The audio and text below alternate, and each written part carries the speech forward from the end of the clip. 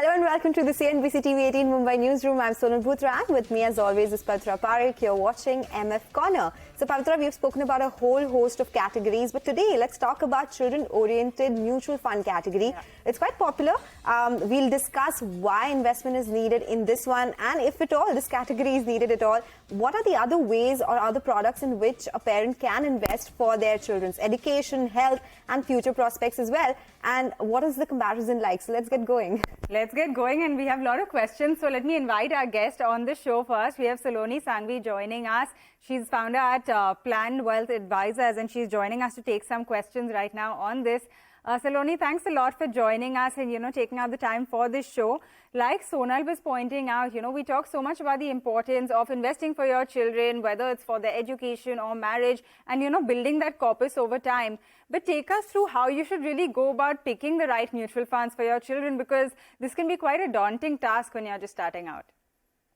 Thank you so much for having me on the show, Sonal and Pavitra, and, especially on such an important topic.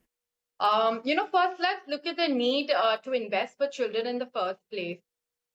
Parents in India often aspire to give their children the best, funding their education, marriage, and even leave behind a legacy to ensure that their future is protected. Did you know that an MBA that costs 23 lakhs today will cost almost 1 crore 15 years from today? Or maybe a medical degree that costs 71 lakhs today will cost almost 3 crores. Education is getting increasingly expensive and, it's growing at almost 8 to 10% annually. So planning for these long-term goals becomes an imperative and, one that people cannot afford to ignore. So now to your question, how do you choose a mutual fund for children? I think it would be similar to choosing a fund for any goal that you have based on your asset allocation. I would recommend it looking at two main factors to understand your asset allocation. The first would be your risk-taking ability. So it is very important to understand and invest based on the amount of risk that you're comfortable taking.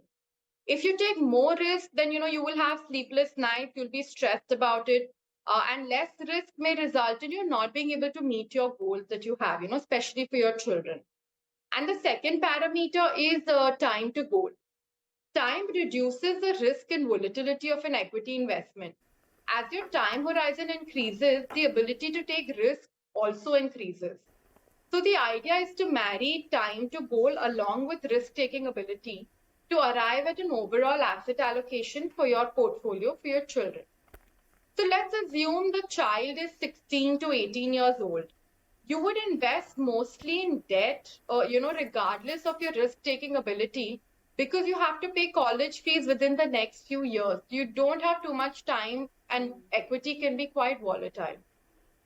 If your child is 13 to 16 years old, you can add anywhere from 20 to 40% equity, depending on the risk that you're comfortable with. And ideally, maybe investing in large caps or an index fund. If your child was just born or maybe up to the age of 13, you can look at investing anywhere from 30% to 100% in equity, given that you have a minimum of 5 and up to 18 years for it to compound. So here you can look across categories, large cap, mid cap, small cap, again, depending on the risk that you're comfortable with. So I think this would be the best way to pick funds for children, in my opinion. That's very interesting. And, I was just wrapping my head around the numbers that you gave when it comes to MBA. You spoke about a lot of expenditure that goes into this. So such a big amount. And of course, it makes sense to plan it in advance itself, right? So that's the next question, Salonee.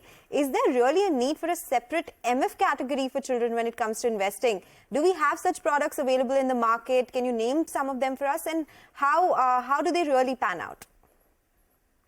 I think having a goal in sight to work towards motivates us, enabling us to reach that goal successfully.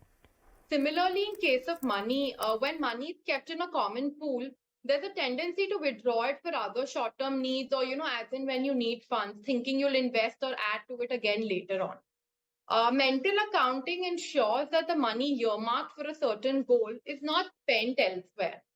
So there is actually an entirely separate category for children's funds, which is specifically for their education or marriage. There are several AMCs in India that offer these children's funds, like Axis, HDFC, ICICI, LIC, SBI, and UTI. Okay, that is very helpful to know. But Salonee, another question is that, how does a normal children's mutual fund really differ from the normal categories? Because for anyone investing, they're going to sort of make that comparison and then pick, right? I mean, I get your point that this kind of forces a certain amount of discipline and tells you not to touch that amount. But what are the differences, from a regular mutual fund? Is there any kind of lock-in? Is there a particular product where they do invest? And also, if I've invested and then I, redeem early, do I have to pay some kind of penalty or exit load? Children's funds are usually open-ended mutual funds. In fact, the total AUM of the category is only 14,000 crores. If we look at some of the key differences versus other mutual funds, one, as you rightly mentioned, there is a longer lock-in versus other funds. So usually there's a lock-in of at least 3 to 5 years or until the child reaches maturity, whichever happens earlier. Then second, again, is a penalty. So, on a reducing scale, starting from 3 to 5%, going to 0%, if you exit the fund before lock-in, so, if you were to exit the fund in 1 or 2 years or 3 years, before the lock-in ends, you would actually have to pay a penalty on that. Now, most AMCs offer plans in the aggressive hybrid category, which is essentially a mix of debt and equity. This is basically 25% in debt and 75% in equity.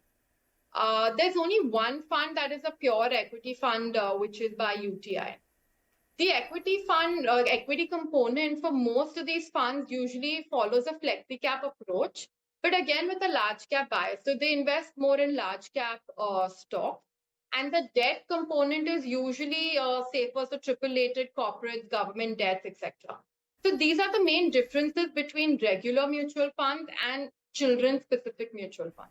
Okay, we do get that point. The other difference could be on the taxation front, Salonee, since it has an exit load or some penalty and it comes with some lock-in period.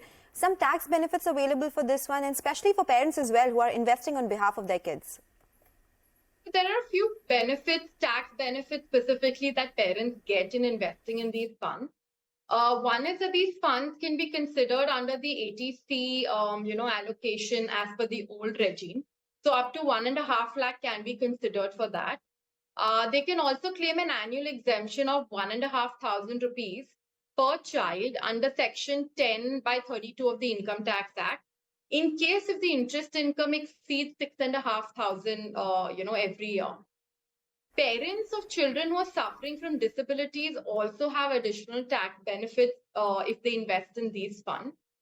And but one major thing to note here is that the capital gains is taxable in the hand of the parent or guardian until the child becomes a major.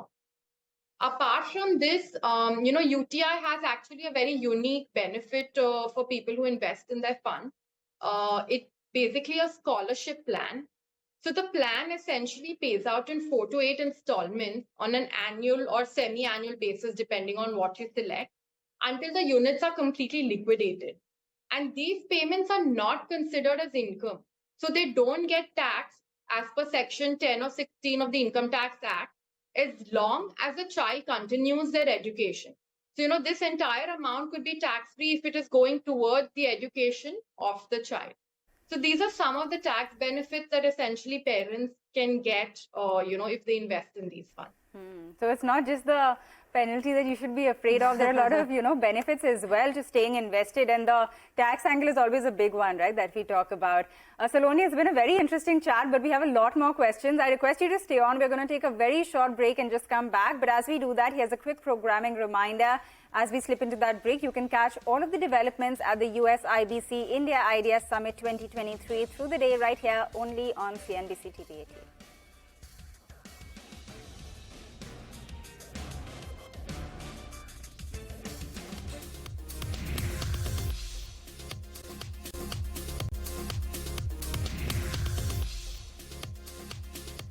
Hey guys, welcome back. You're still tuned into MF Corner here on CNBC TV18, and we are in conversation with Salonee Sanghvi to talk all about mutual funds for children.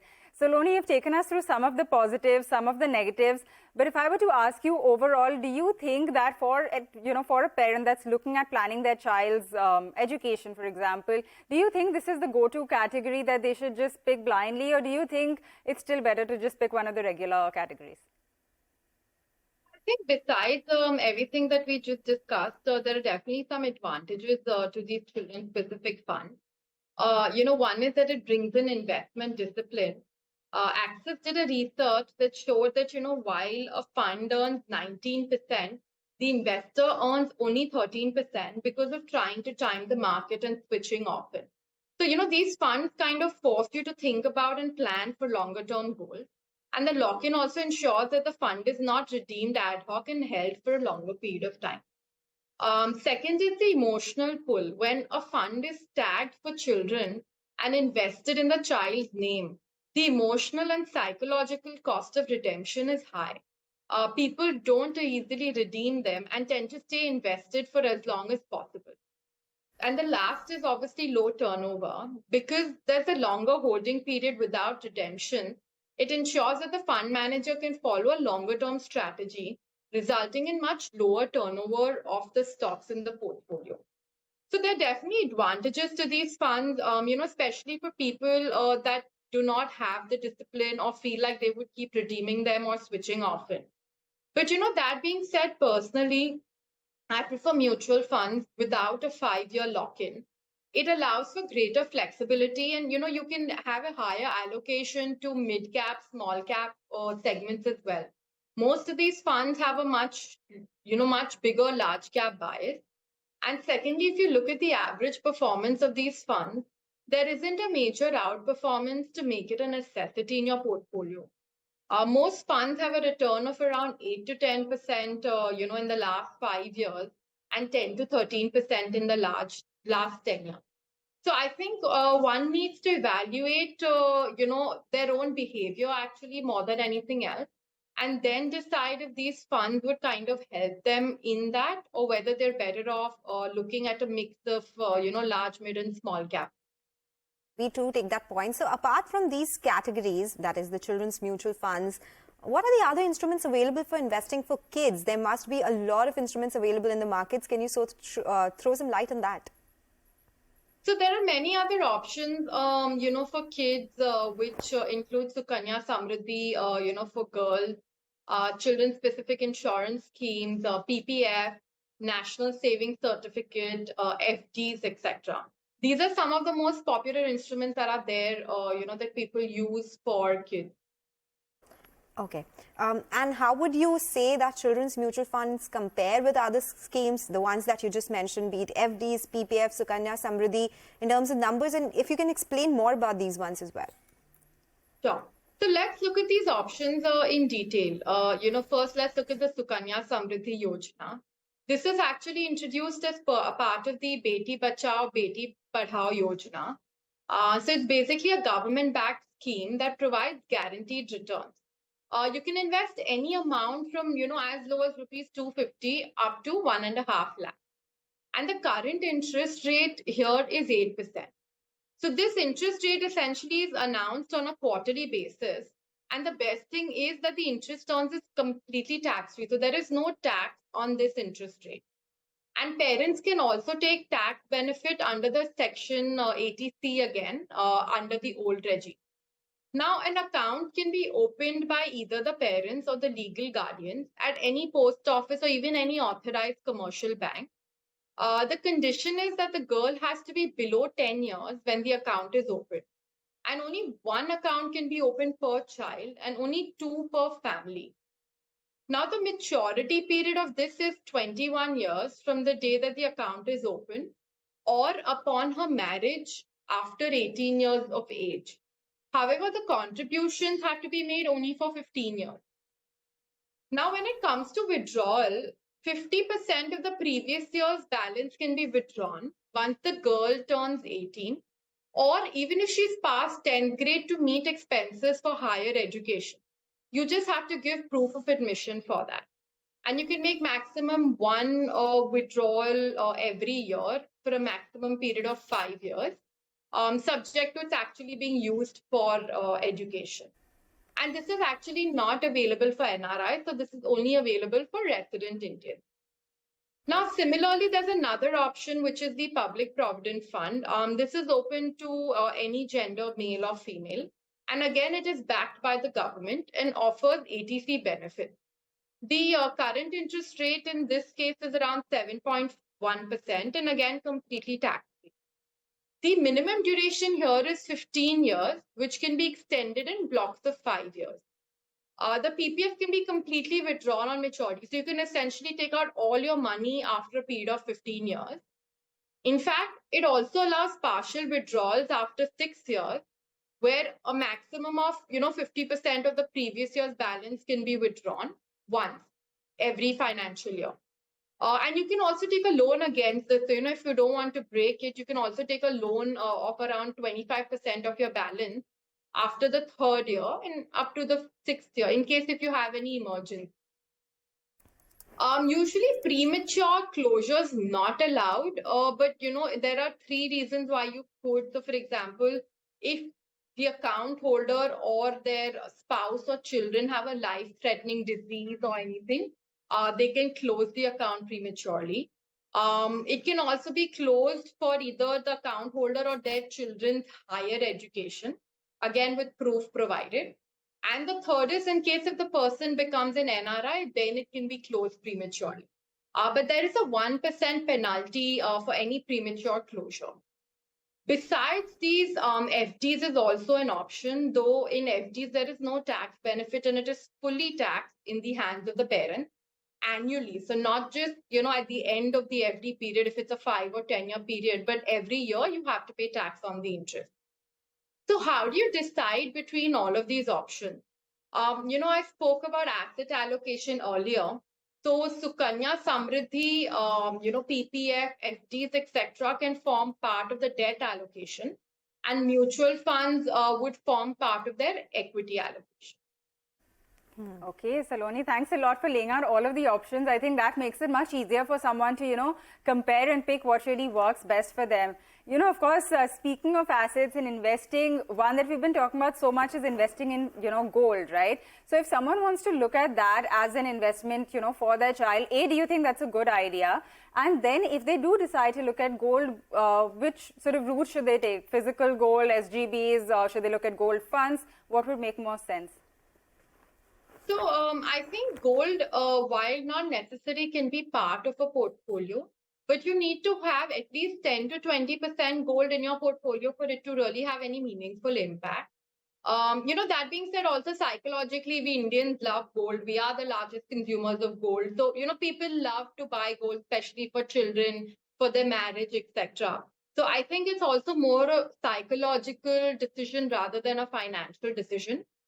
And gold definitely does provide diversification, versus equity, because what happens is there will be long stagnant periods followed by short bursts where it goes up significantly. So over a longer period of time, it'll give you about 6 to 8% return. But a lot of this is also largely driven by rupee depreciation. Now, if you do want to invest in gold and feel like it should be a part of your portfolio, then there are 3 main ways that you can invest in gold. One is physical coins or bars. Second is ETFs. And third is sovereign gold bonds. You can also invest in digital gold, but there is a significant counterparty risk there, in case if the company goes bust or they actually don't hold gold against those certificates. So let's start with physical gold. Physical gold, is very easy to transfer. And it has a lot of liquidity, so you can sell it at any point in time that you want. But it is hard to get 99.5% purity unless you bought it from a trusted source and you know that the purity is what they say it is. Also, you need to store gold in a safe place, if it's at home or in a locker, and there's always that risk since it's a physical asset. And also capital gains tax now will be taxed at your current tax rate. This is a recent change that was made. Another option can be gold ETFs. Gold ETFs are launched by AMCs and they're backed by high quality physical gold. They're usually traded on the stock exchange and you can buy it from there, and they have enough liquidity so they can be sold at any time. You would, of course, require a demat account for that. And there are also annual expenses or charges for the same. These are again taxed at your current rate. Now, when we usually invest for children, we have a longer term horizon. So this makes sovereign gold bonds a great option. Sovereign gold bonds are issued by the RBI and they're backed by the government of India. So you have no counterparty risk. Secondly, they have an 8-year tenure and cannot be redeemed before 5 years. After 5 years, you can go and sell them on the stock exchange like BSE, NSE. But the liquidity, is low. So it is definitely less liquid than physical gold or ETF. But, on the other side, in addition to the capital gains on the price of gold, you also get 2.5% interest annually. Now, while this interest is taxable, the capital gains is entirely tax-free if you hold it till maturity. Also, since SGBs are not managed by funds, they don't have any management fee or charges. So I feel in the long term, if you're looking at buying gold, you should definitely look at sovereign gold bonds as the best option. Because say you bought the sovereign gold bond, you held it for 8 years. The money that you get, you can always use that money to go and buy physical gold in case if you need, for jewelry, etc. So rather than holding physical gold, it makes sense to invest via this, where you have tax-free capital gains. Okay. Without incurring any issues like making sure that your gold is safe at home, etc. Right. Okay, Salonee, it was a deep dive actually in various instruments that can be used for investing for kids. And thank you so much for joining us today. And with that, we'll take your leave on this edition of Mutual Fund Corner. Stay tuned for Closing Bell to take you through the last hour of trade.